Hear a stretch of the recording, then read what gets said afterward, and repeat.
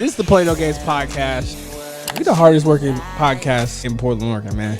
Play No game.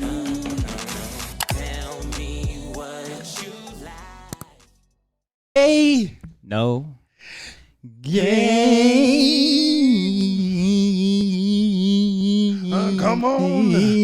Can my altos bring us in? Oh, my bad. Oh, can our sopranos?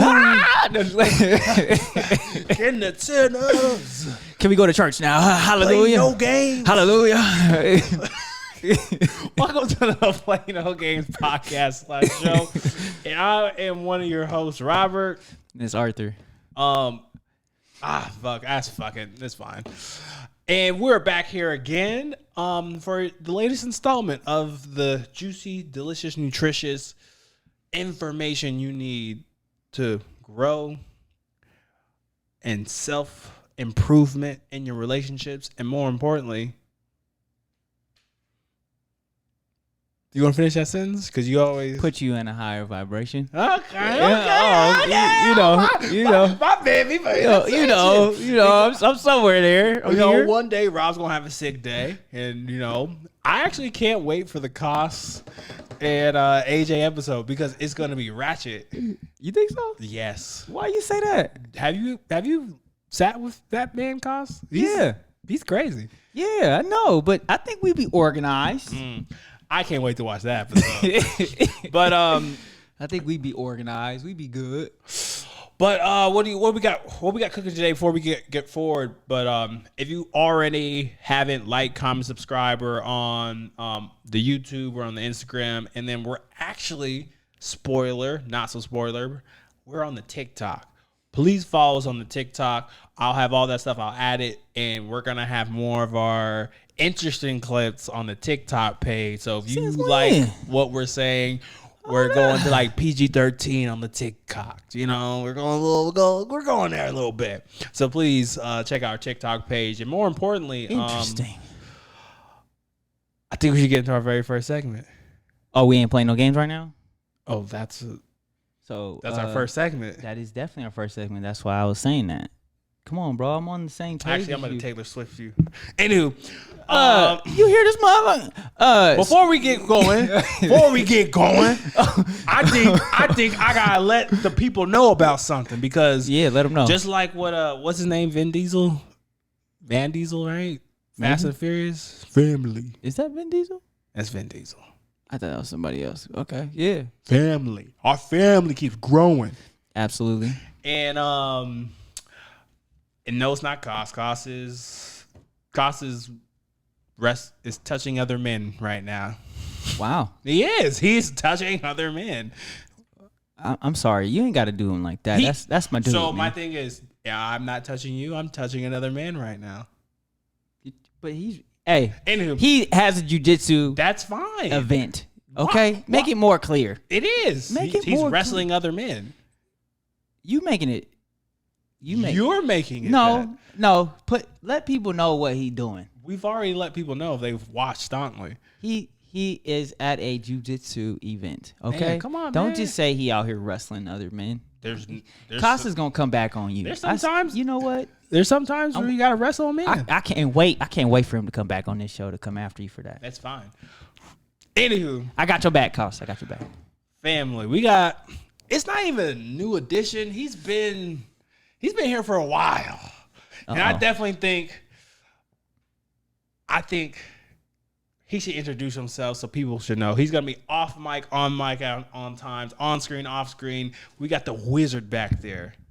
We got running it. The double letter wizard in the back. Running it. Making me sound like I'm like Vecna or something out here. Yeah! Whoa! Running it. Let the people know. Let the people know. Okay, I'm RJ. I am the sound guy. He's more than a sound guy. He's family. He's definitely family. He's been promoted. Yes. He's been promoted.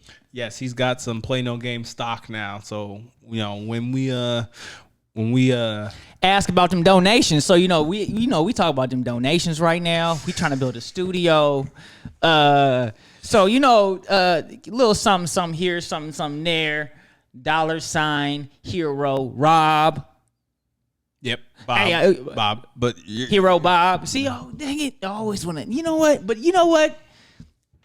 Do your blessing. Do your part. We trying to get right on the right. exactly, and And we need your Umar Johnson donations. please, we trying to build a school. A whole school. It ain't gonna take us 10 years though. Sure won't. So before we kind of get into anything, by all means, hop in at any time. I just want to say, are you ready for our very first segment? Yeah. Very first segment today. Same as usual. It's called Play No Games. So, it's the same as usual. I'm going to ask what you play no games about today, Robert. And Robert going to let me know. It could be good, bad, ugly, or positive. Anything, going on with you for today. So what you playing about? I had one, but I'm literally going to do two. This one will be quick, but I don't actually play no games about everyone on my team besides RJ. Wow. Yeah. Shots fired. Very, very much so shot fired. I want to let you know, me trying to build this multi-media company that we will all have, and we'll all sit at the top of whatever 16th tower. Like, remember when we were, I'm going to be like, remember when y'all weren't on social media? Half the crew is literally not active on social media. Cost will post like 2 car pokes. And I'm just kind of like, I twitched my eye then. And then this Negro had the audacity to be like, bro, I'm taking another social media break. And I was like, fuck. Maybe I want to take a social media break. Can I take a social media break? You can. No, I can't. You don't know why I can't?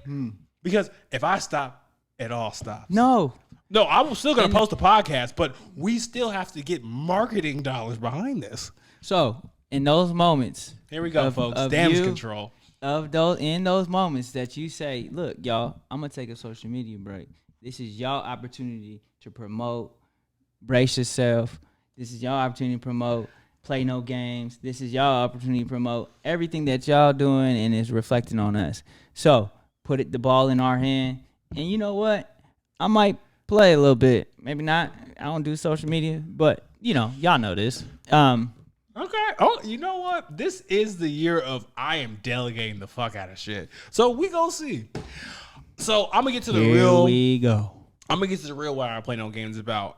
As I've talked about on the show a multitude of times, one of the reasons why I kind of started this was I was developing an app. And one of the freelance workers who was working my app was like, yo, you got to get your name out there. So he inspired me to do a podcast. And then on top of that, during the pandemic, I found Andrew Schultz, Akash Singh, love Flagrant Podcast, love Brilliant Idiots. So that kind of like instilled in me to build a podcast. And on the Flagrant Podcast, they had, and you guys got to help me out. They had this guest on, and he's the CEO of Barstool. No, I can't remember his name, but long story short, he kind of talked about him building a platform, or actually, I'm just gonna look it up so I actually can know. CEO of Barstool. 1 second. Ooh. CEO of Barstool.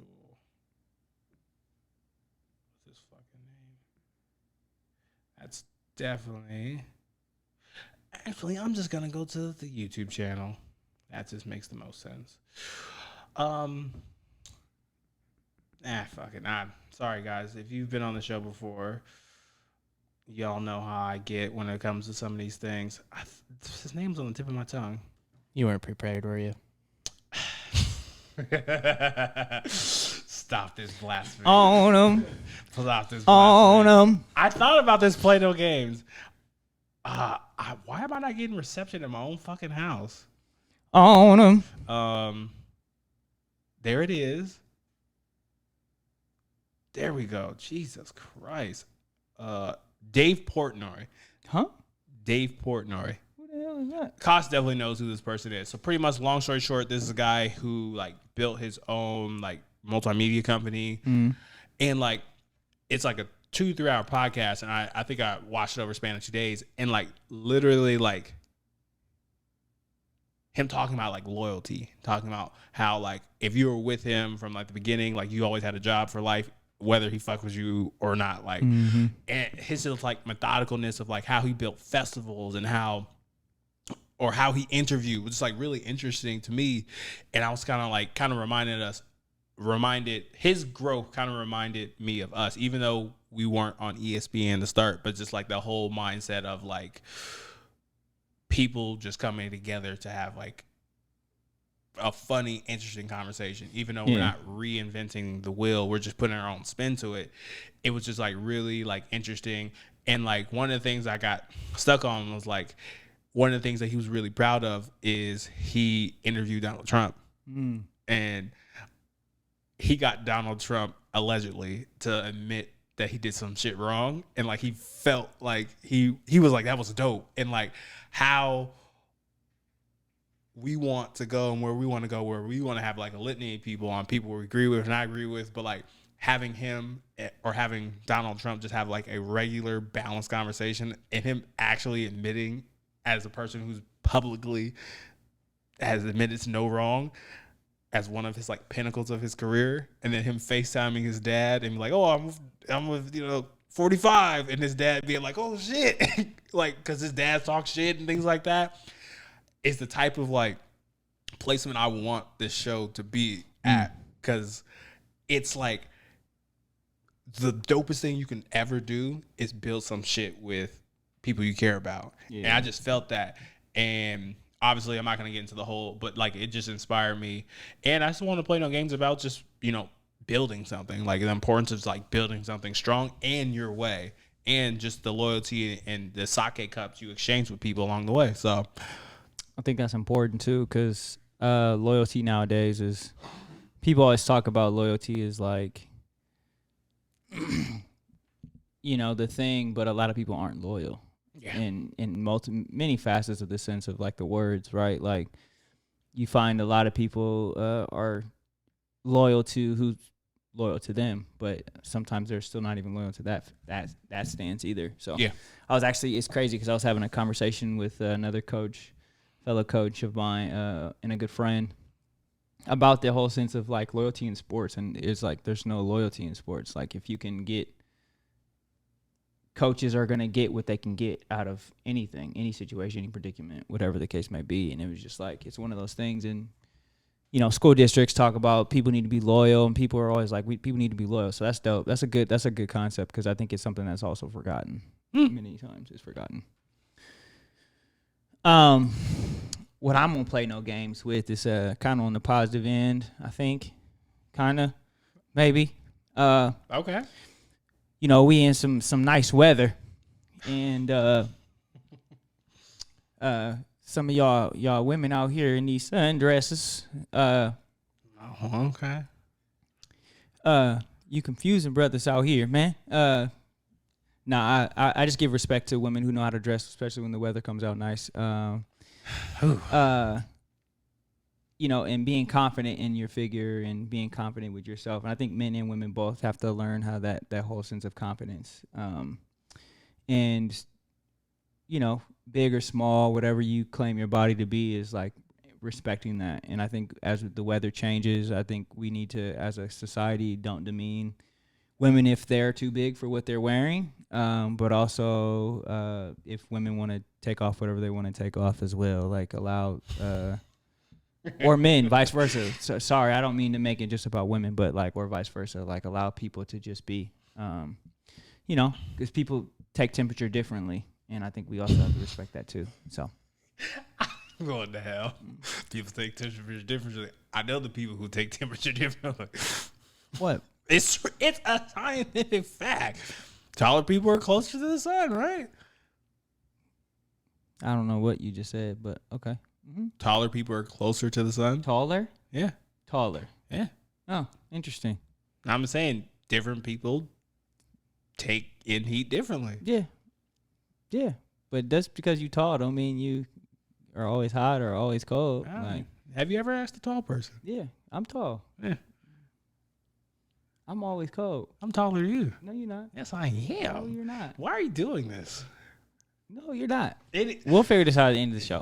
Wow. You know, I will say this. I have been seeing like this move of like dad bods. I'm like, yeah. Interesting. Free the beast under the shirt. Like, yeah. And like, I'm not against anyone like freeing the beast that they have. Yeah. It's just interesting because I say the reason why it's interesting is after like I went through like my metamorphosis of being obese and then slimming out and things like that.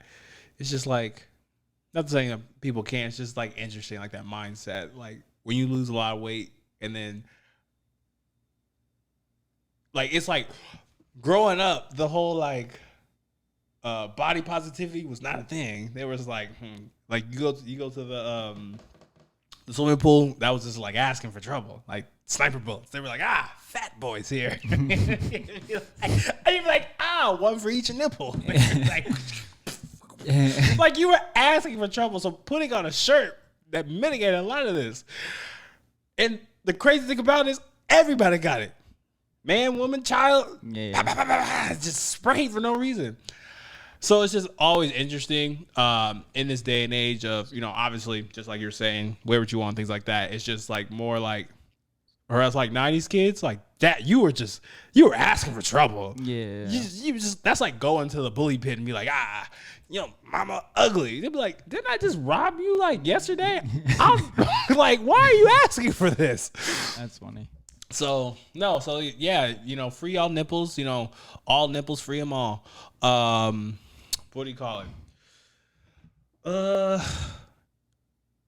What? Where we at? You gonna I start? don't know. You gonna start with the first subject? Oh, I will start the very first subject, and I got something for you. Shit's naive. Yeah. Here we go.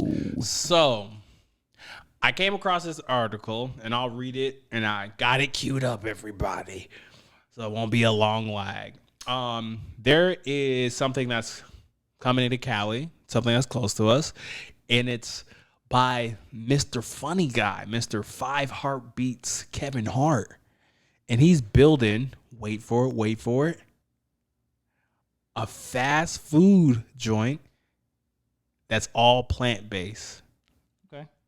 And I wanted, and I'll pull up the article now that you all know I'm talking about Mr. Kevin Hart. He says, Kevin Hart to open a plant-based fast food restaurant exclusive. And I quote for him, I think it's important for us to be a restaurant that has the first, foremost serves and craveable products that people go out of their way to consume. And then at the end, we're like, hey, by the way, this just happened. Butchered that. But anywho, at the end of it, he was like, this is all plant-based and not just a regular fast food joint. So I guess because we have a resident expert, can plant-based food be fast? Like, is that like because like I know for me, one of the things I've always like thought about when restaurants or McDonald's or Burger King introduce like plant-based foods, I'm like, you know, that's on the same grill as the regular meat. Because I'm kind of like, I'm pretty sure they're not switching the grills. Yeah. So I just want to ask you, before we get into Kevin Hart, is that even possible to have a fast food plant-based restaurant? So I'll just say it like this. Processed food is processed food.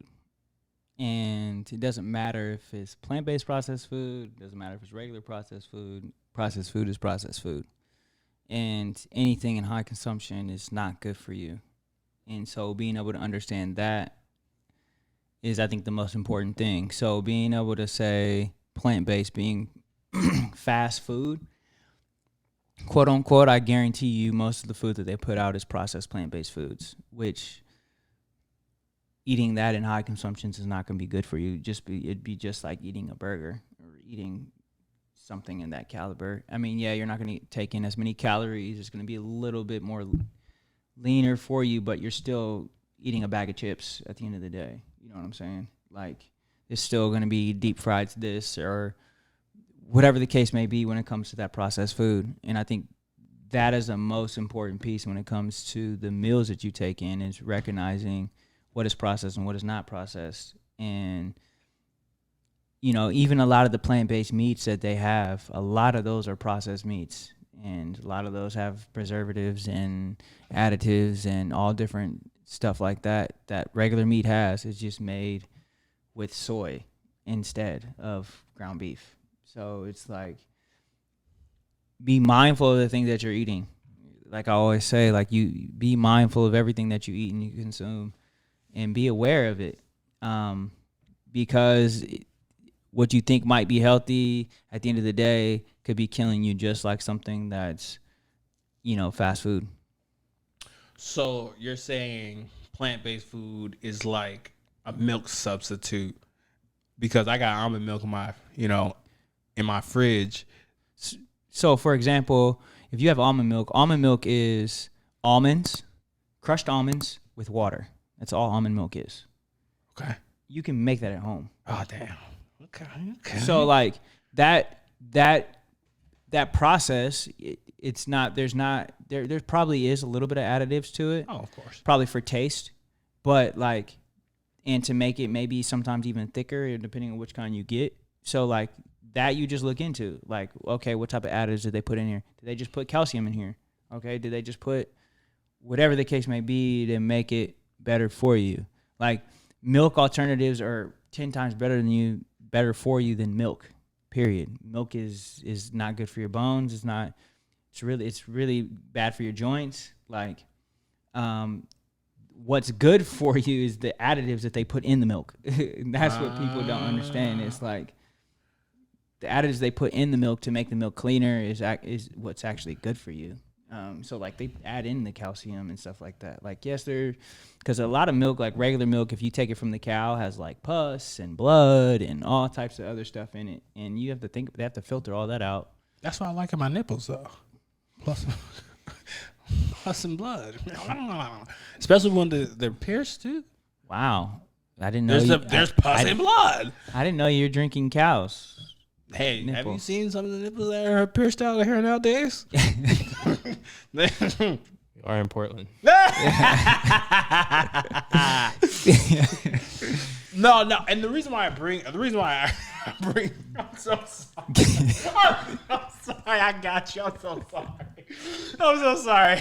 I'm sorry. The reason why I bring that up is,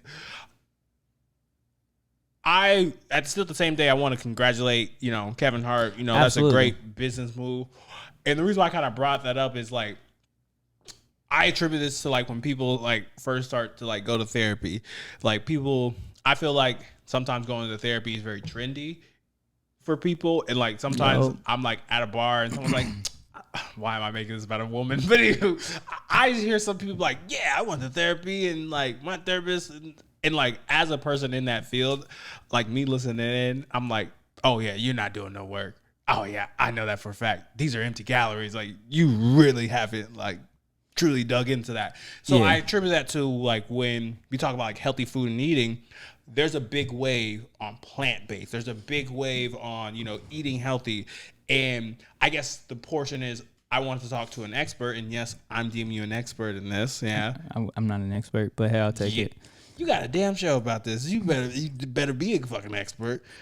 Anywho, all I'm saying is, like, helping people understand, because I've always lived by the mantra of, like, no matter what, I eat tons of Sour Patch Kids. I keep brushing on my teeth. No matter what, it's killing me. I know I can't have too much of that. Yeah. And I feel like you brought up, that phoism of, like, I eat plant-based, or I just eat salads, or I'll be fine. And I kind of wanted to, like, challenge or debunk that with, clearly you have way more knowledge than I do. So, yeah. So going back to it, like, is it even possible to have a fast food, plant-based diet restaurant? No. Truthfully, I mean, I feel like at the end of the day, it's gonna be like a McDonald's. Or ultimately, I said this 3 years ago before I started my podcast. That plant-based foods is gonna be the next trendy thing, and I said this 3 years ago. And now the fact that people want to open a restaurant calling it plant-based foods shows proof to what is going on. And I say it because at the end of the day, they're going to take away from the concept of what the intention of being plant-based is. And they're going to ultimately, I think down the line, it's going to open up a whole new category of how you consume food. You know, and I think that's for me why long term I think I want to do the raw food diet just as like a testament to see of like how my body reacts to it, but also just to see how I feel in the long run. Just because getting away from processed things as a whole is so much better from you, even though it's going to be hard to.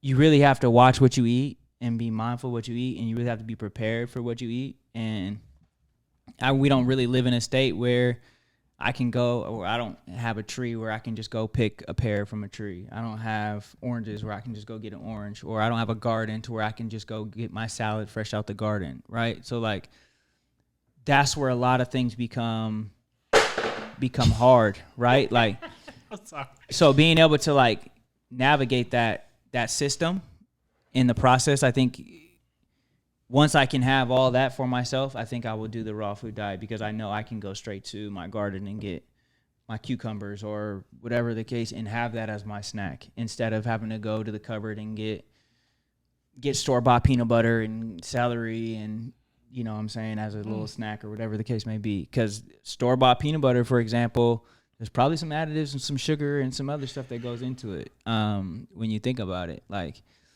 even though it's plant-based, right? When you break it down, peanut butter is plant-based. I don't know if I can say the N word, not the black one, but you plant-based people are destroying the world. Isn't there a certain percentage where, like, if it doesn't hit that mark, they can put 0 then on that food label? So, like, especially when it comes to like organic stuff like that, most of your fruits and vegetables in the store aren't organic, truthfully. Like, and I've learned that from people who worked at like your Fred Meyer's or Safeway or whatever. If they run out of organic oranges in a section, they'll sometimes go grab regular oranges and put them in the organic section. Like, I've worked in produce. I can admit that does happen. Oh shit! This is a clip. So it's like, so it's like little stuff like that. Damn. And that's what you have to be mindful of. So like people are like, oh, I only buy organic fruits and vegetables. Yeah, you probably don't know half that stuff is not organic at all. And then it's like, but you got to think about how is it fall and you can still buy strawberries. Strawberries aren't alive in the fall. So like, yeah. And then when you think about that process, right? If I'm getting strawberries in the fall, they have to come from somewhere else. So if they're coming from Mexico, the other side of the equator, come on, man. How long does it take them to get picked from Mexico, put in a crate or whatever, shipped to the plant, and then shipped out to wherever they come, and they look fresh as ever, right? Think about that. Think about that process, and think about what has to go into those in order for it to make it to you, ripe. You see what I'm saying? Because when you leave those strawberries in the fridge for 4 days, what happens to them? Photosynthesis. They start breaking down. So it's like, yeah, right? Like, what do you think happens when you close the refrigerator? The light is still on. The sun just comes through it. The light. Tell me right now, the light is still on your refrigerator when you close it. I'm convinced. This dude right here, I don't know.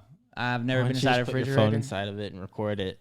Oh, damn. That is a myth bust. You know what? We got to fuck around with that. Actually, I got some questions. You got an interesting background. So, growing up, my mom used to go and my grandma, R.I.P. Grams, they used to go into the produce and just they get like a bag of grapes and they just start eating the fuck out of the grapes. And I used to get in trouble.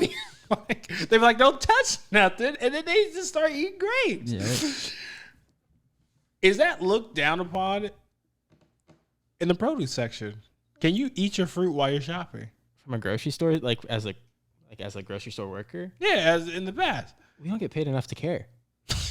I fucked with this guy. Okay. So I kind of developed that Oh my god. growing up where I'm Here like, we all right, go. I'm like, ooh, I'm about to buy this anyway. What you gonna say? Like, You be opening your soda and stuff. don't worry about what I'm paid for it. God. In all honesty, if you catch a grocery store worker and they're mad that you opened or ate something, you just caught them on a bad day. Oh, That's all it is. That they're just upset, or maybe they just want a raise or something like that, and they're just trying to look good. There's nothing okay. too fancy about it. Like, Okay. That is they don't hilarious Get paid, to they know. don't care. Okay, so I gotta say fight the power, or I just give them $5. Yeah.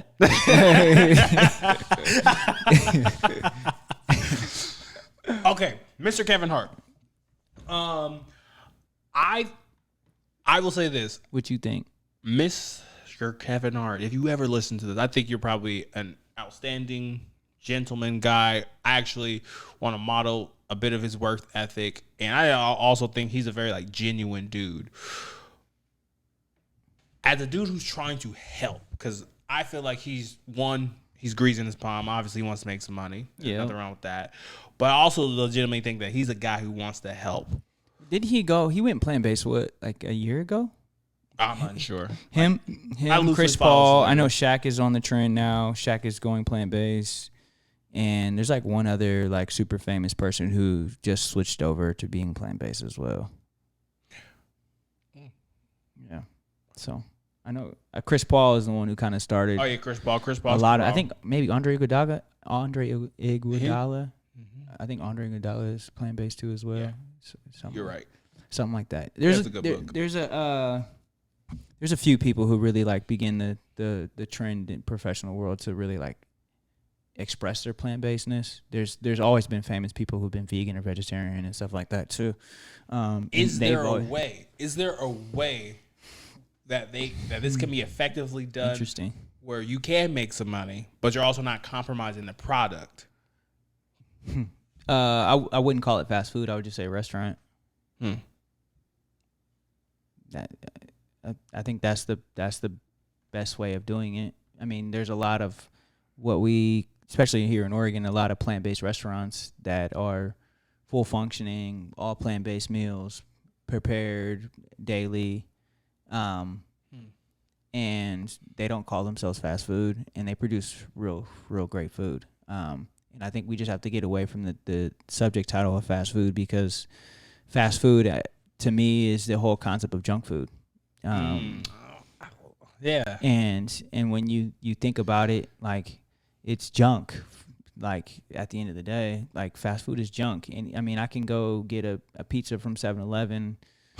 Like, Those are radioactive. like That's probably the worst place. That's you, the you worst. see what I'm saying? It's diarrhea But automatically. but some people say that's some of the best pizza they've ever had. And They are lying to you. right? So like, but what would you consider that? Would you just consider that pizza? Would you consider that fresh oven baked pizza from? No, I consider that type of like food to be like, y'all know that one documentary where they put all the hot dog shit together and made hot dogs. That's what I contribute that pizza to. Being like, all right, let's throw some crusts, some raccoon rib, and let's make this 7-Eleven pizza. Meat. So like, you see what I'm saying? Like that. I think that for me is like the concept we have to get away from is saying fast food, especially when we want something to become appetizing or something that's actually worth eating, right? Like, yeah, people are gonna go to McDonald's the rest of their lives. There's McDonald's will survive forever. Why? Because it's quick. I don't need to think about it. I don't have to think about where it comes from. I don't have to think about what I'm eating. I'm just gonna eat it. My body's hungry, right? Put plant-based in that same process. Like Burger King's had that plant-based burger, which I guarantee you is probably not good for you at all. I get and I'll a testimony to it.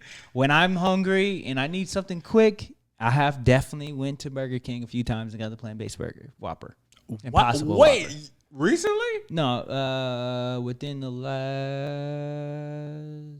year? Dun-dun-dun, Within the dun-dun-dun. probably within the last year. No, wait. What's that Family Guy clip? Hey guys, he's a great big phony. Hey world, he's a phony. Nah, I was playing with it. Hey, I will just say this: when people take, and once again, when people take the type of pledge and what you do and treating more of your body like a temple, I always like contribute that to being like very monk like. And when y'all slip up, I love it. I'm like, yeah, see, I told y'all. I told y'all. But I actually appreciate that you even said that, because I think a lot of people, when they hear plant-based or they hear vegetarian, they just already attribute like this like major diet and not looking at the lifestyle choices that you get after that. So I appreciate that, because everyone thinks like, once I do this, I'm done forever. I'm done for life. I can't have any slip-ups or enjoyment in my life. Oh, absolutely. You will. I mean, there's moments where, like, think about it. You go to a bar that only serves pretzels with cheese and burgers and all this other types of stuff. Like, what you gonna eat? You just not gonna eat? Like, you're probably gonna go get pretzels and cheese, which is probably not good for you, but it's the closest thing to like being vegetarian that you can get, and the cheese is probably gonna ruin your stomach. So like, you know what I'm saying? So like, there's like, for me, like, I always try and like, if I'm gonna go eat something like that, I'm gonna try and go and not eat something like that for a while. Okay. So like, trying to balance my body out, which is, I mean, ultimately at the end of the day, like, your body will naturally balance itself out. But I just try and help it, like, quickly do that. And you know, it comes in the choice in the food that you eat and decisions that you make. And, you know, that's just kind of how I live my life. If that's what you call a monk, that's what you call a monk, whatever. I'll take it. Because monks are also vegan. That's how they eat. So we think until they we are. go. They are. Okay, would it be crazy? Once again, There's actually Buddhist monks here. I'm gonna pull an RJ. We need to get camera phones when it gets dark there. Oh, and my and gosh. film them to make sure they're eating. Here we go. What they're saying they're eating. They probably meditate for like 24 hours and probably don't eat sometimes for days. And then they just like, oh man, I wouldn't be baby surprised. back. I wouldn't. Rib. No. They'll never know, which we won't. I want to ask the questions we're all thinking. Are they really being vegans and vegetarians behind the walls that are always closed? This dude. I'm sorry. I'm thinking this way. Actually, speaking of a dude, even though I know you had something, but I want to make this small go ahead. segue, Go ahead. and then I'll pass to you, because I definitely think we'll get over this. We'll talk about this. This won't be that long. Speaking of a guy who's always on the astro plane, Kyrie Irving, you were trying to fuck up my fall. I thought someone was looking at trading for him. We've talked about accountability on here so many two times. teams. But it's been reported that Kyrie Irving wants a max contract, and we just talked about logical thinking. Kyrie's definitely a max player, but wouldn't they develop the part-time NBA player? Never. So the fact that the Nets will not bend a knee to your demands, and you're threatening to go play with LeBron and all this other stuff, I'm just gonna say, what the fucking audacity is? We are in his same like generational class. Isn't this crazy, y'all? Kyrie's like 30 something, bro. Like, he's not that much older than us, and he's like, look here, I need $50 million for 5 years, and I'm only gonna play 2 out of those 5 years. I really wish I could go into work like, look at this. He's the same age. He's same age as us. Yeah, if you think about it, all of our freshman years in college, he was a freshman with Duke. Ah. And then he went to the NBA the next year. He might be a year older than us, but That's crazy to even think about. So, beyond That dude, man. the things that he's fighting for, which I respect. He about to get kicked out the NBA too. Bro, Who do we have on here that was talking about that? You weren't on this episode. That was Tay. Yeah, I was listening. He to was that talking. He was talking about how they were going to get rid of Russell Westbrook. Yeah, Kyrie Irving. Oh my God, he might be the next one on the train. It's crazy though. Like, how do man, you talk to somebody like that? How do you literally talk, Katie? How's that your best friend? But I go ahead, RJ. You pair him up with LeBron. Just think, LeBron, AD, Kyrie, and Russ on one team. They're gonna trade. They would trade Russ for They won't have Kyrie. they don't have the cap space for that. That would be like. That would be. Y'all know What we if have they traded? Bad Girls What if they Club? traded Russ for Kyrie? No, we don't need none of that. No. Y'all know how they have Bad Girls Club? That's That would funny. be Bad Boys Club. That would be Bad Boys or City Boys No, Club. do not bespeech the name of the Detroit Pistons or the Bad Boys in that. You cannot do that to them. Yeah. In rest. G Wallace, I'm sorry. I apologize. I owe a lot to that franchise. But no, that would That's be funny. redonkulous. I guess the reason why I kind of want to bring up the Kyrie thing is one. I feel like I know we talk about sports here a lot and things like that, but I kind of want to use it as like a medium because in this day and age where I'm so happy that there's people who are more conscious of their jobs or they're fighting for these particular rights, but a lot of that's kind of getting lopsided. Like it's getting ridiculous. Like a lot of people can't do what Kyrie Irving did, and like sometimes. I guess I'm more passionate about it because sometimes I feel like he hides behind like really pressing issues where I'm just kind of like, I think you just don't want to go to work today. Mm-hmm. No, just say that. Just say you don't want to go to work. Like, that's fine. And I think that's more or less my issue. And that's why I kind of keep bringing it up because listening back to some of the episodes, I'm like, oh, maybe I hate on Kyrie. I'm like, no, like it's a war on just like regular logic these days. I'm just kind of like, if you're gonna be sick, hello job, I'm sick. Instead of being like, there was a riot on the Capitol and I was affected. I'm not coming to work. You know how many times I was affected by some shit and my job said, they said, get your black cats in here. Fuck them Capitol riots. Shift starts at 8:30. So that's how I want to start it. What do y'all think? Am I being wild for even just condemning Kyrie for even putting KD through this torture? We just have to watch fucking Steph Curry win. I don't know. I feel like there's a point where like he's like that kid who just continues to throw a temper tantrum. You kind of just like ignore him. Like, you know what I'm saying? Like the kid at the store who's like throwing a fit and the parents aren't really doing much. You're just like, whatever. Like, get your kid, please. Like, I feel like I'm like at that point with him.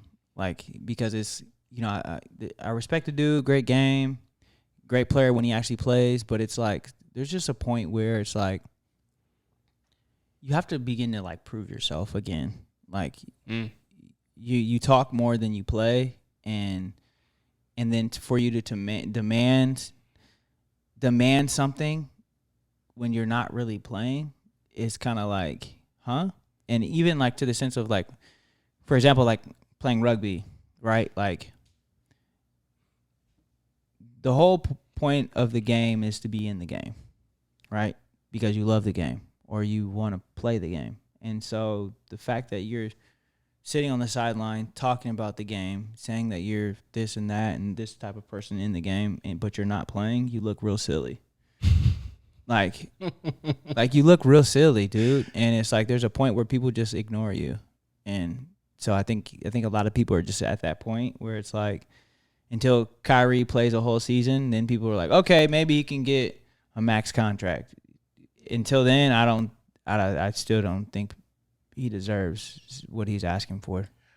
All right, I'm about to put y'all into scenario Ariel town. So you are Kyrie, I would love to be his friend because he's funny because I'm like, you wild. All right, scenario time, y'all. And I want all y'all opinions. You are the Brooklyn Nets coach and you just ran a practice and at the end of your practice, your star player goes, you, and you. We're going to go to the other court and do another practice right now. After your practice, how would you feel? Head coach.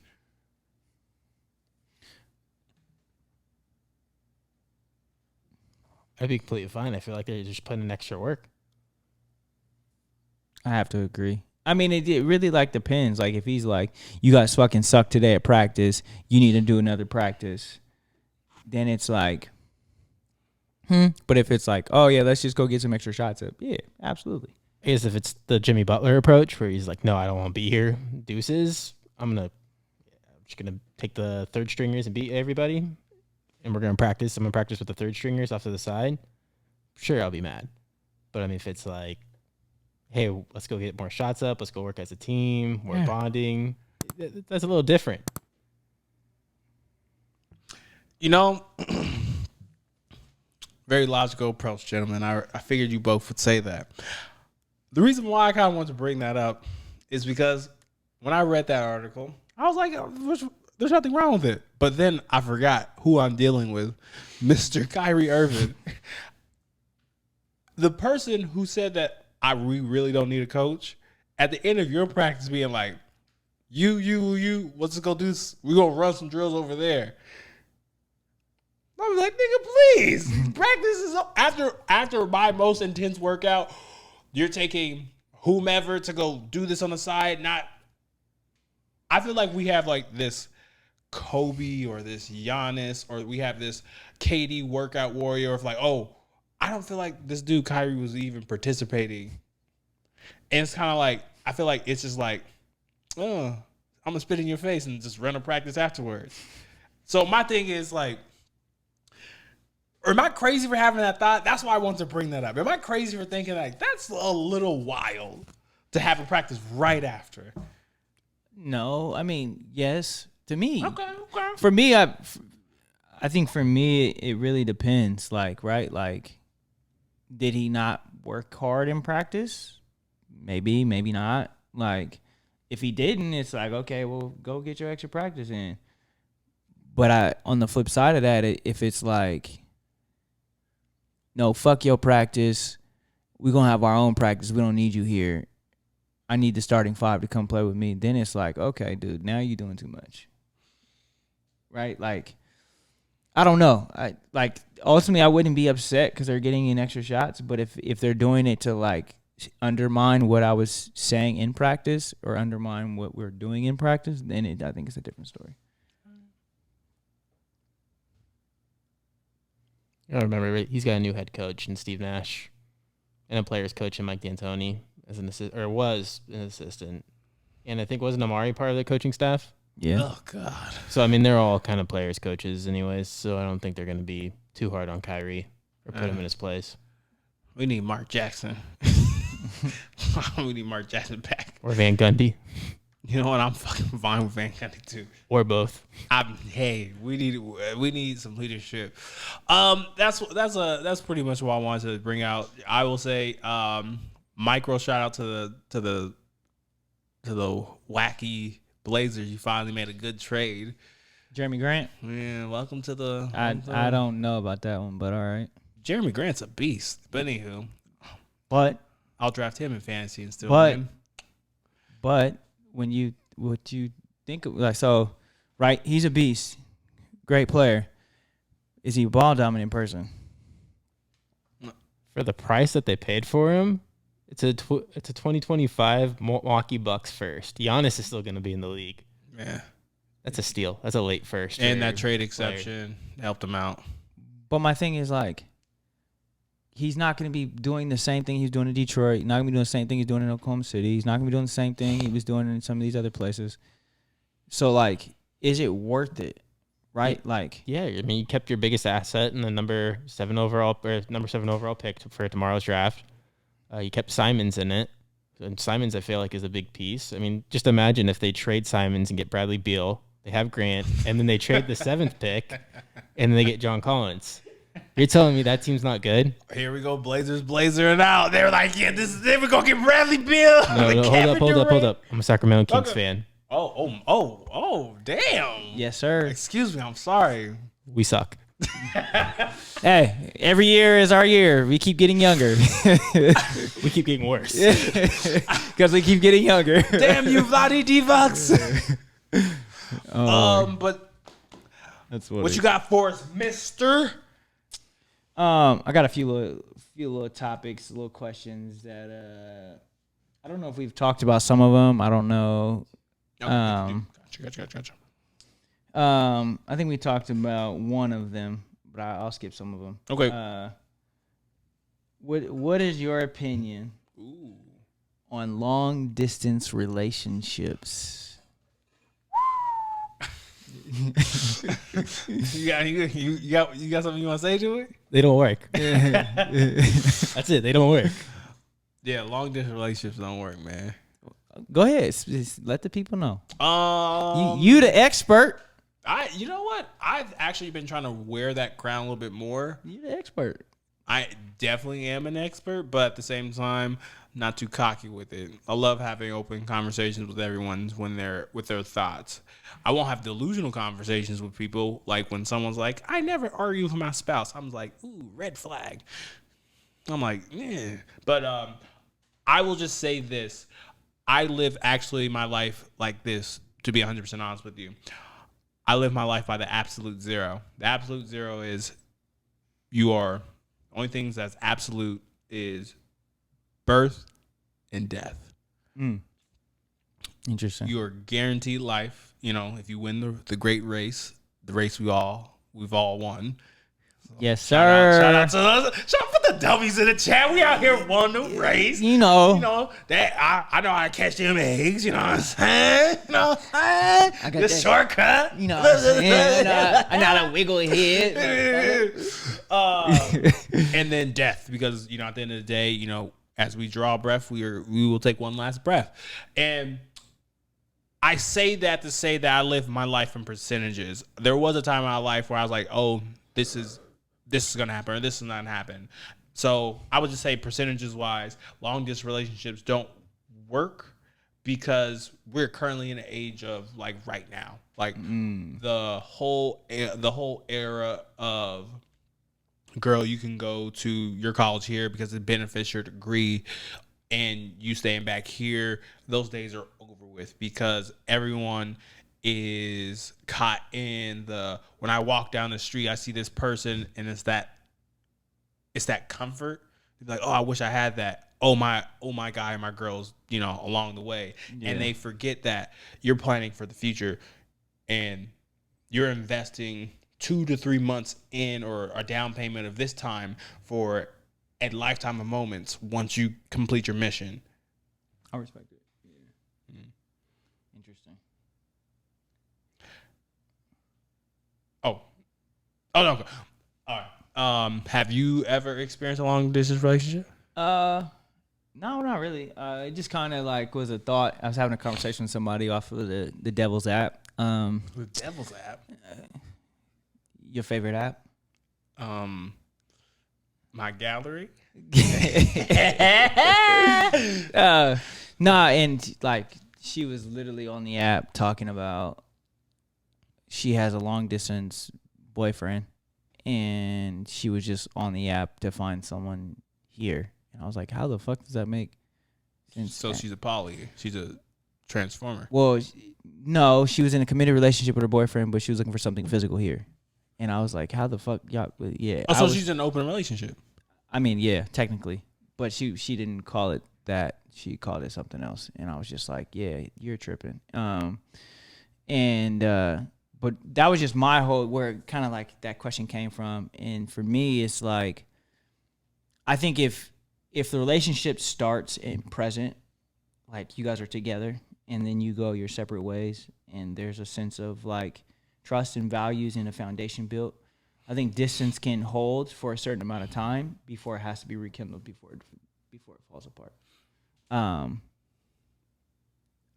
So like, do I feel like long distance could work? Yes, if there's a foundation built. If there's not, no. If you just meet someone online and you have that conversation online and you never come really together every once in a while, I think that doesn't really work. No worries. Outside of that, like, I think there's just like pieces of like the foundational work that needs to be done across all relationships, of course.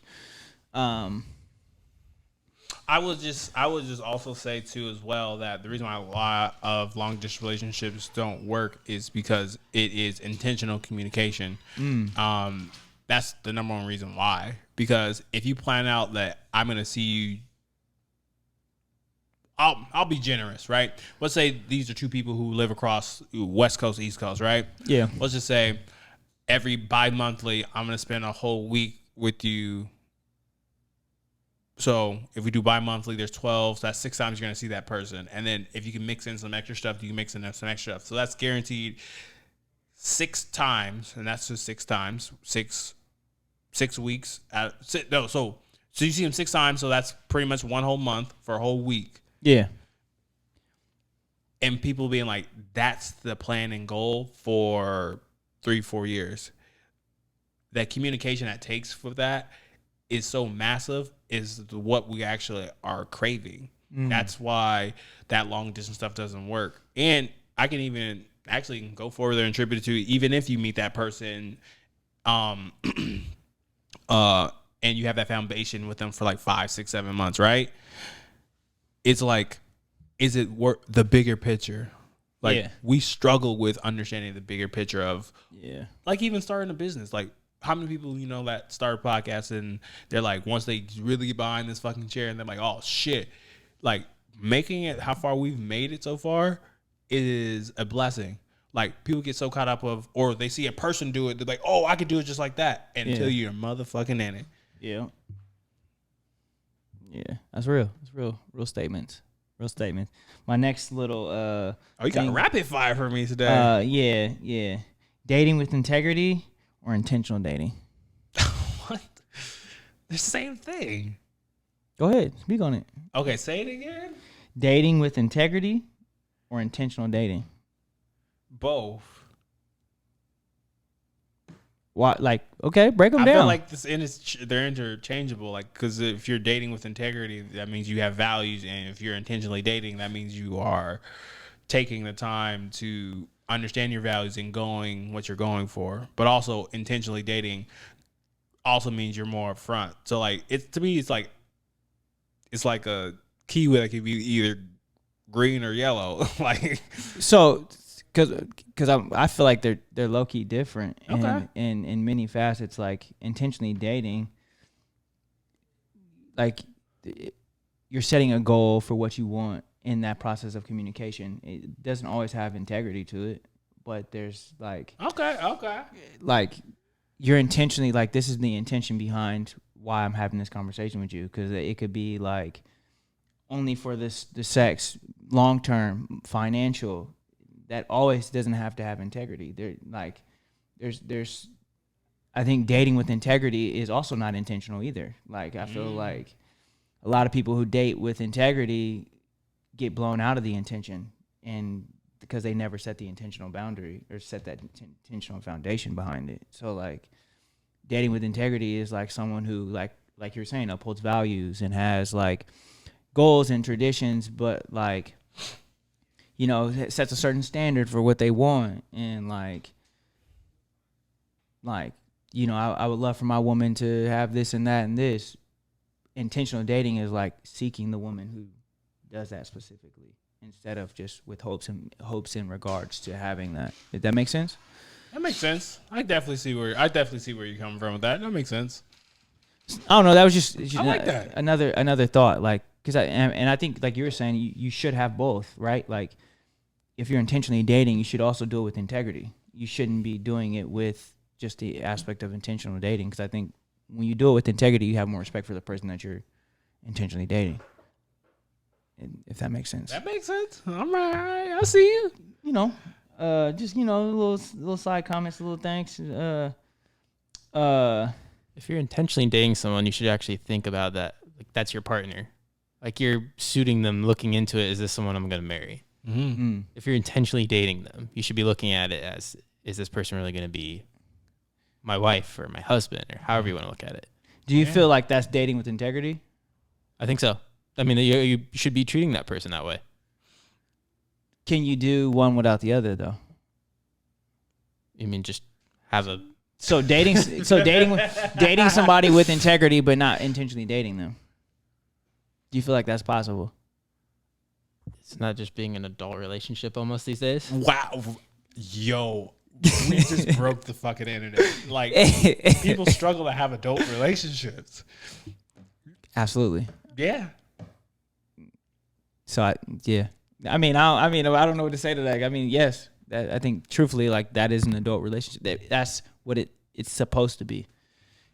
Do you feel like it happens still currently? Is that something that is, I mean, you would know. You've been off the market over here. Oh, dang. All right. I see a lot out there, though. It's gotten to the fact where dating has gotten so bad where even my mom has made comments. She's like, I've never seen women like this before. I said, Jesus Christ. And she was like, they're acting like God. Damn. I said, and I bring that up is because dating is actually, I think I might save this for a clip because our friend of the podcast, Mr. Aaron Robinson sent me a TikTok and was kind of talking about, but I definitely think I want for us to have another full-blown conversation with this later. But like the whole point of it was talking about how right now the abundance of women to men who have options nowadays is showing, because the regular average, we'll just say the girl who looks like a 6, she got options. Mm-hmm. She has options and she can be picky. That's now, so crazy. It's when so we true. go to when we go to your hometown Instagram hero girl, she's a 7. Whatever 6 is getting, you times that by 30 off a rip. Now, let's go into our last person, Doja Cat. An annual guest on our show. Annual guest. Annual guest. How many ridiculous, delusional men do you think go after Doja Cat? A lot. I don't know. I mean, she's a blue check on Instagram. And we're not even talking about the blue check guys who are going after her too. Yeah, I mean. So it's just the sheer fact that dating currently right now has shifted to guys not having as much choice. Now, if you're in that top, That's and I'm not crazy. going top 10%, I'm going that top 20%. You are literally Shooting fish in a barrel. shooting fish in a barrel because majority of the women are going for you. So why would you settle down? You're like, I can entertain this 6, but also talk to this 9. And then post up at the club being like, yeah, I got it. The realism in dating, like this is why I always say average people, it's a war on average people. The aristocrats have taken over. So is that even how I presented that? Is that cap? Does that make sense? No, it's 100% true. It's real. Like, it's so real. It's so crazy because the 5s and the 6s want to live the life of a 9, and the 9 wants the world given to them. And so you have this vicious cycle of who wants to be who. And then the ones that are just average people are just trying to find something. It's like, look, bro, like I can give you this, but I can't give you what Ty Dolla $ign can give you. And they want what Ty Dolla $ign can give them and not what a regular average Joe can give them. Every day, because I try to have a balanced palette when it comes to, because I know you call me, a go and a master, which I do, which I am. I always try to take the perspective of and watch videos from YouTube and read articles from a female lens, and also looking at a lens from a male perspective, not just my own. And it's just the expectation that some women just want from guys is so easy and astonishing. The expectations that guys want from a woman, so easy and astonishing. There's some crazy frequency because if you bounce between channels, we're legitimately all saying the same thing. Mm-hmm. Backwards. But there's some static wall that just misses it when you're out, and I call it the jungle. When you're in the jungle, because like you'll say this to your friends, and then that same person will appear, and they're like, "Hi, my name is Billy Bob Thornton. My name is Samantha," and then you with your guys, you're like, "I don't know about Samantha, man. Oh God, she ain't Tiffany." Yeah. And sometimes I'll be looking at some people being like, Samantha's decent. She's cute. She's healthy. She's got a decent job. She's cool. Yeah. Like, she ain't, like, when she dress up, that's 2 added points. You know, she cool. But, nah, man, you know what I'm saying? That one girl reacted to my, you know, my stuff, so I think I'm going to give that a try. Being like, you dumb? Like, she literally is team you, like, from the jump. Man. Because, like, I'll even say this. There are, like, 2 girls in my life where I know I fumbled the bag. No one needs to tell me. I was doing dumb nigga shit. Shit's naive. And I think one out of the 2, I definitely will probably have been in a relationship with. But you know what happened? Can't bring up the situation because family shit was also mixed and tied into it. But the sheer fact that I let society and other bullshit ruin that situation from a person who genuinely had my best intentions, the person who genuinely was like attracted to me and was like all this other stuff. And I fucked it up because I was like, man, I was holding 16, 18 cards, and I was playing 21. And I was like, hit me. And the dealer's like, really? Hit me. Are you sure? 25. I said, fuck. Because I actually remember this. Because I remember, and not afraid to say this, I remember I went through some shit, got out of it, and I had like an epiphany. I was like, damn, this chick really fucks with me. I tried to go back. I was like, oh, what's popping? You know, what like that. And then even though I called this cap, she was like, I don't go backwards. And I was like, and this feeds into my bullshit of being like, I can never make a mistake in a relationship. Always blah, blah, blah, blah. But I just feel like is that there's like this frequency wall that I definitely want to bring to the show and talk to y'all about, like, why is everything getting missed? Like, I know it's not a woman thing. I know it's not a guy thing. There's something else because we're too smart of people to be like, we're just too smart. Like, maybe I'm just naive, but damn. Yeah. That's a good question. I don't know what the wall is. Truthfully, don't know. I wish I knew because I think I'd be able to understand women a lot better. I don't know. Just like the situation you were talking about before the show started. Yeah, absolutely. I would say there's definitely a wall. And it's like, there's like, you know, the log boards, like the plank boards of the wall, and there's like holes in the planks so you can see the other side. Yeah. I feel like that's like the wall. Like you could see the other side. You could see the intention. You could see what people want. You could see what the woman wants. You could see what the man wants. And it's like, well, I can't climb it. Whatever. I can't break it down. Whatever. And I feel like that connection, it never really happens. Like truly. Because people are too ignorant to realize, like, if we both just climb the wall, we're together. Like exactly. And you know the crazy thing about it too as well? If you climb that wall and you figure out it doesn't work, guess what? You know what? You still get a prize. You don't waste each other's time. You can go to the next place you can climb. Mind explosion. Yeah. Dating right now is like Drake's new album. It's ahead of its time. You liked it? No. What he did was smart. like I get it from a business standpoint. And that's why I want to equate to dating now because people don't get it. It's a business move. So I guess I have to listen to it again. It's cool. Like it's cool. I listened to it's like not for me. I listened to like 4 songs and I was like, never mind. It's not. It's cool, but it's not for me. And once you understand like certain stuff is not for you, but you can see like the business strategy behind that. Oh yeah, DJ Khaled was all over that.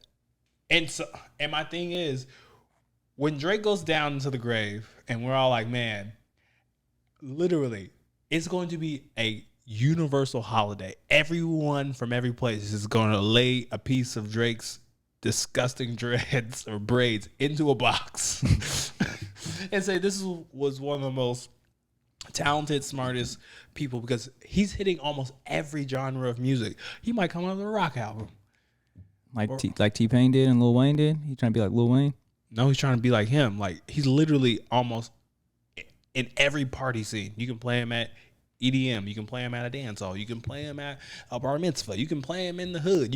He can be played so many different places. And shout out, even though I fuck with your album, Kendrick, they're not playing some of that Kendrick shit on the European tour.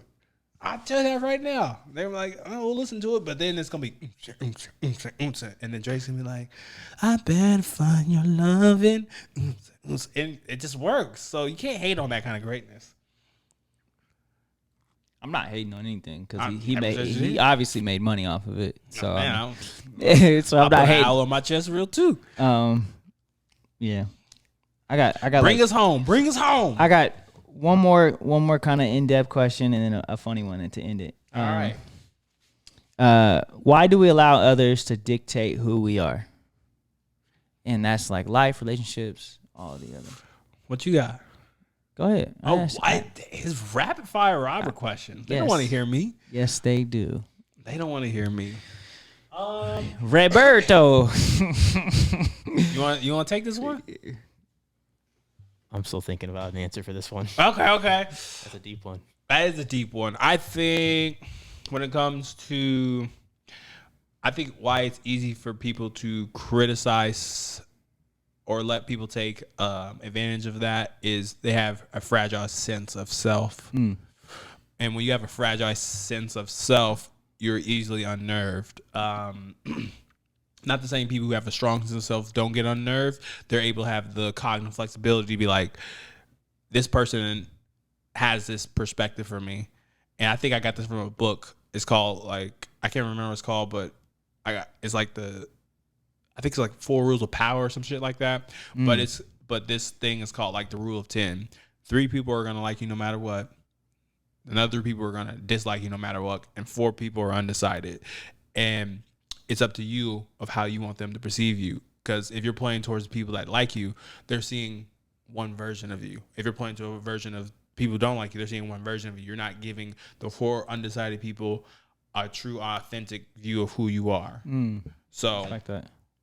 I think for me, and I'll just add this. I think one thing that really helped me add to my sense of self, and this is like weird that you kind of like even brought this one up, is I hate to say this because y'all know I'm heavily influenced by the cartoons, but my 2 niggas that actually influenced me to have a strong sense of self, motherfucking Ass Ketchum and motherfucking Tuxedo Mask. Wow. That nigga Tuxedo Mask would fucking kick down some glass, being like, Sailor Moon, you my bitch, but catch this rose. Aha.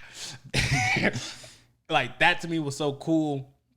And like him being one of the only male characters on a female-dominated show, being so cool how he was, but knowing his bitch was the baddest bitch and the strongest bitch in the universe.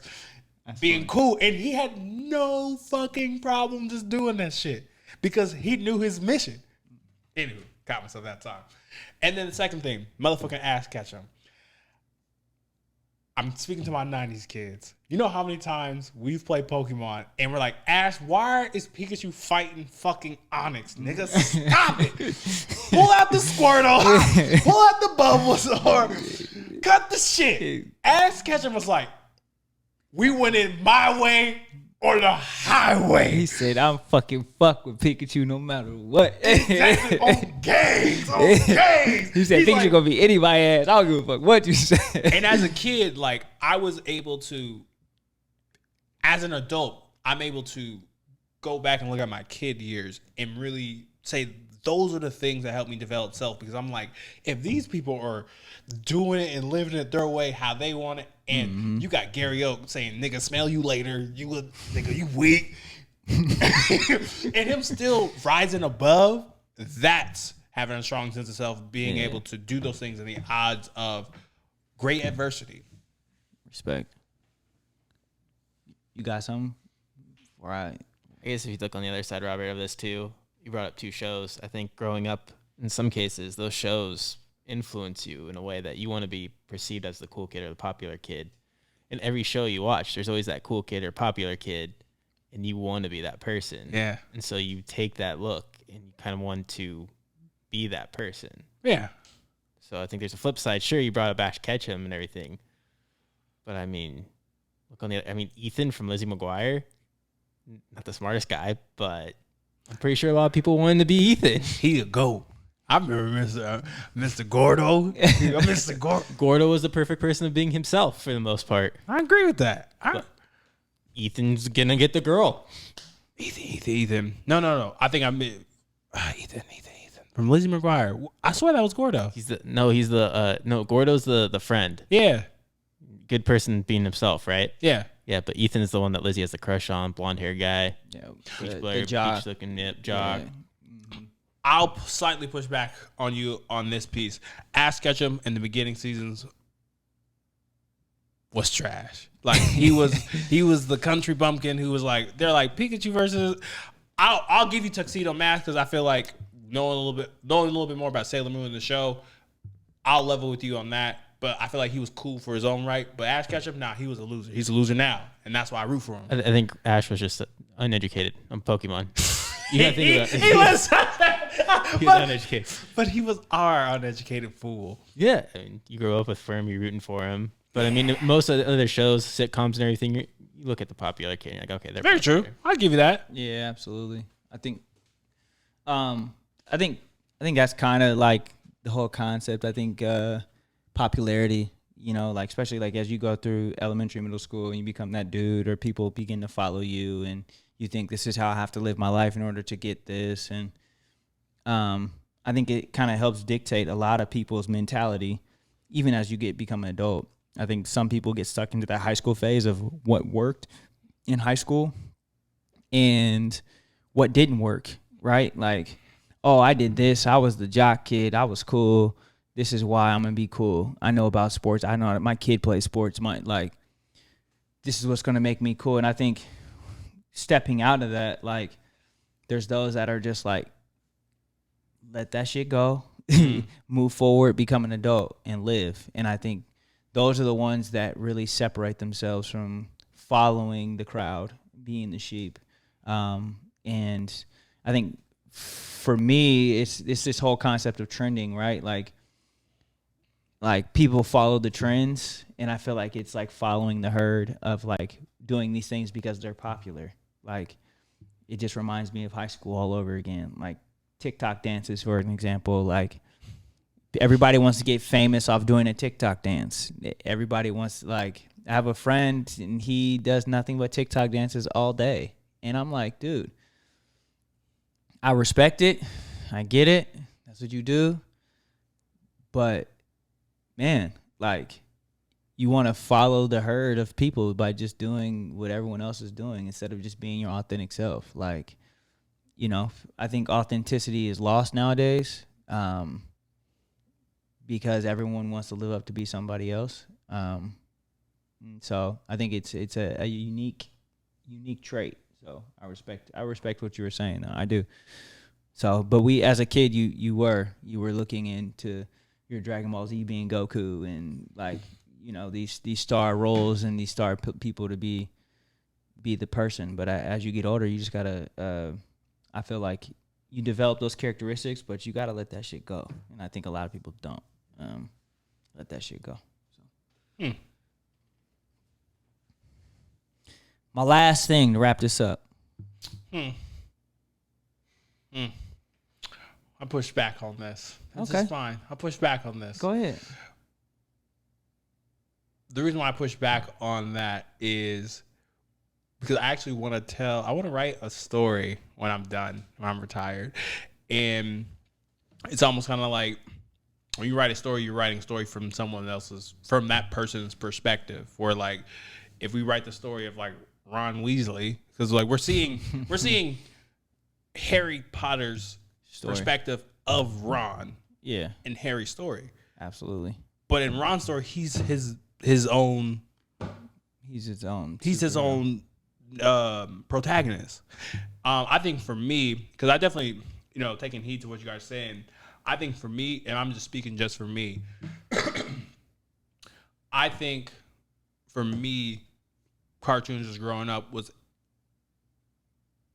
was a situation that showed me like resilience, and being cool looked different. And I mean, cartoons then were different. Oh, man. So as go ahead, keep going. But like as you break that, I'm just saying for me, where it's kind of like it kind of showed me so many different values of what does it look like. Because if we're going down to like breaking it down to like a true story, things like that, if we look at it from all angles and things like that, I can see so many different ways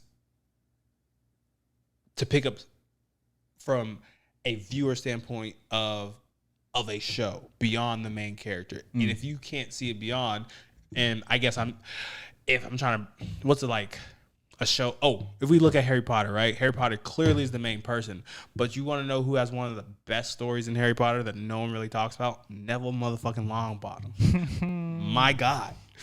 You want to talk about when he, before, like in the story, in the book, before he found the Sword of Gryffindor, which is not televised on Movie Well, Neville was a bum for 1, 2, 3, 4, 5 years, and then at the end of it, when the shit meets the fan, he's like, fuck, we gotta get this Sword of Gryffindor, and we gotta fuck up Voldemort. And we want to talk about the character development and that I can even argue that you get more nutrients from the little experts from what Harry has saw about Neville Longbottom versus, if the story was about him. Yeah. I think, and it goes back to like being responsible viewers. Like when I even at a young age watching stories, I know I have my people I fucks with, but being able to get the whole concept of why is this writer writing this? Like there's a point to this episode. There's a point to why Uncle Phil is telling Will that he's doing some bullshit. There's a point to why Hillary is doing this shit. Yeah. There's a point why Jeffrey's one of the most smartest people on that motherfucking show. So I'll say on that. Nah, like I think you made a valid point there. Because we do only see one perspective, and being able to, like, when you look at life like that, right? If you're only looking at one perspective of life, you miss so many pictures. Yeah. And I think we have to begin to see life in multiple facets and multiple pictures. You can't just go through one person's perspective and be like, this is it. Because now you've missed out on Lil John, you missed out on Big Tony, you missed out on things that could have made your painting so much more beautiful. And I think that's like how I live. What you said is how I live my life. And my thing is like learning about others so I can learn myself. And that's kind of how I walk and carry myself, is because when I begin to learn about other people, you begin to see what they like and dislike, and you can see where you get along and things that you guys get along together with, or things you've never even thought about even doing or trying. And you're like, hold up, maybe this sounds kind of crazy, but I might try this. And now it's added a whole nother aspect to your world that you might not have never found or painted. So yeah, I have to agree with that. Yeah. And so bring us home. Last thing, this is for all of us. This is kind of funny. I don't know. I just kind of wanted to wrap this up in a funny way.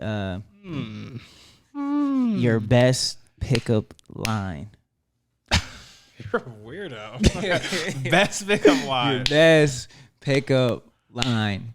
Come on, RJ. You gotta start. No. RJ. You can't. You clearly was sitting on this for a minute, so you got. I wasn't. I literally. That's why I kept pulling it back in my phone. What you got? Oh shit. Oh, you Googled it. Come on, man. Nigga. No, I did not. Oh damn, that's hard. Yeah. You was trying to. I got us. I don't know. I don't really have one. Truthfully, I just have regular conversations with people. Bro, pickup lines are so. They're not used anymore. It's situational. I saw one that worked really well. Okay. Go ahead. What does my dick and my credit score have in common? They're both on the rise. Damn. And it worked. Oh my god. It worked way too well. Wow. That's so funny. That's so crazy because it's so like to nowadays. Like I don't feel like that would have worked 10 years ago. Oh no, I can't. No, if I'm talking to a 5 and below girl that I know wants me, that would work. I don't think so though. I honestly don't think so. In all fairness, it did work on like a cougar, but it was not a bad looking cougar, so it did work. So an older gal might like the credit score. I was like, this guy, big brain, yeah. See, like that's funny. My best pickup line is, damn, ooh girl, I wish I could grow a whole field of you and spread you out. I don't know. It's from Fresh Prince. I had one too. This is crazy. I don't have one anymore. Boo. Yeah, I know. I came up with this now. I can't even think of it. I know. You just trying to get us. I was. Absolutely. What was it like? Oh my gosh.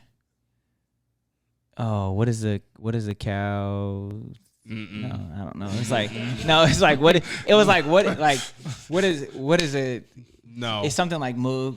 Why don't you move over here? I don't remember. The joke is up. Yeah. It's wide left. It's It is no good. It's no good, folks. No, I can't think of one right now. There's this one thing, and we can close out on this.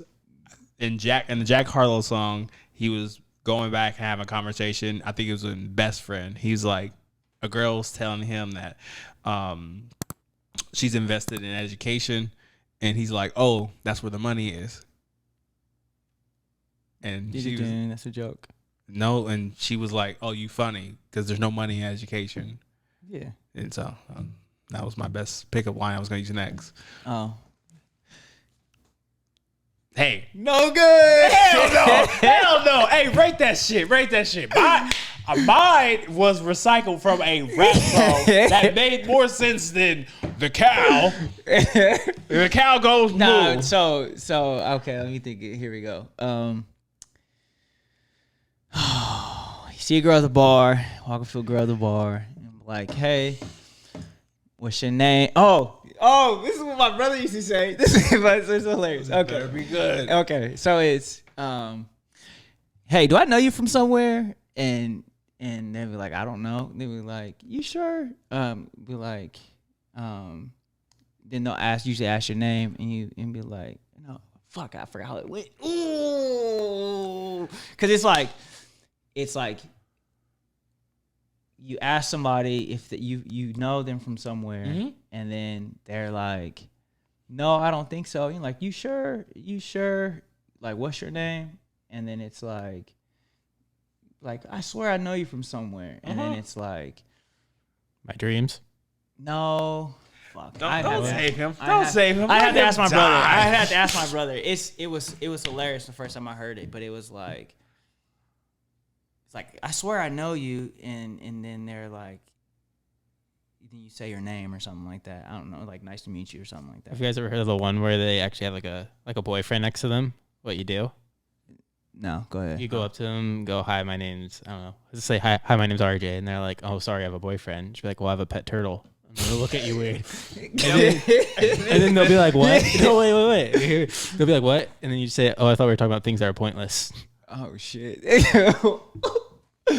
Oh shit. This has been the Point of Games podcast. We all done.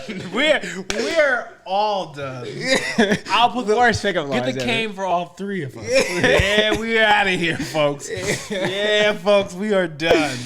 Oh my god, that's so funny. I'll have to remember. I'm gonna ask and I'm gonna say it to you because I'm gonna remember it too later. I want you to say it at the singles mixer next Thursday. Oh shit, it's next Thursday? It's next Thursday. Well, this has been the Play No Games podcast. I'm Arthur Dixon. I'm Rob.